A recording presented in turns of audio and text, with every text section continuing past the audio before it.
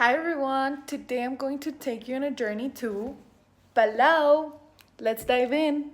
Going up with section 1, we have the state, population, and quality of life. Well, Palau is a democratic republic made with 16 autonomous states with a population of 18,000 people. Most people live in Koror, the urban tourism center, while the outer islands face very limited access to services and fewer economic opportunities. Now, heading to economy, growth, and dependencies, we have that Palau's economy relies heavily on tourism, which makes up over 50% of external income. So the government is also the largest employer, covering 30% of all jobs.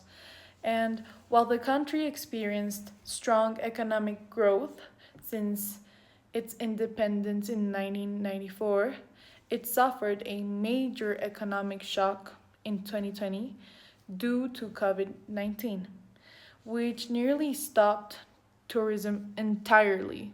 So, this exposed Palau's economic vulnerability, showing its dependence on tourism and financial aid from the United States under the Compact of Free Association. With that said, we are going to start to talk about the trade and global partnerships that Palau has.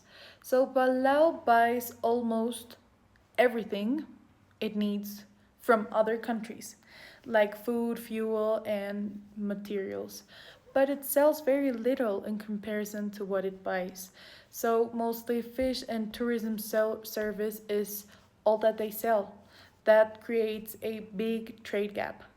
To stay connected, Palau has agreements with the US, the European Union, Japan, Taiwan, which help with money trade and protection. But this also means that Palau depends a lot on these other countries, which can be a very big risk for the future. Going in within special section, the GDP. How does the GDP can tell us everything about a country? After their independence of Palau in 1994, Palau's economy grew slowly but steadily, thanks to tourism, fishing, and financial help from the US. But by 2019, the GDP reached $350 million, but then the COVID 19 hit. So tourism stopped, hotels closed, and the GDP dropped to 240 million, losing more than 20% in 1 year. Since then, the economy started to recover, but in 2023, the GDP was still around 282 million, not back to the levels before COVID 19. This clearly shows that Palau's economy depends too much on tourism and the international aid. To close up, I want to talk about sustainability and future challenges for Palau. Palau is a world leader in protecting the ocean and fighting against climate change.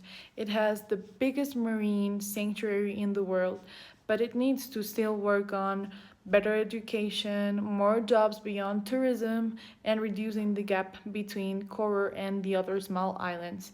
Palau has the potential for a better future, but it needs to become more independent and give equal chances to everyone.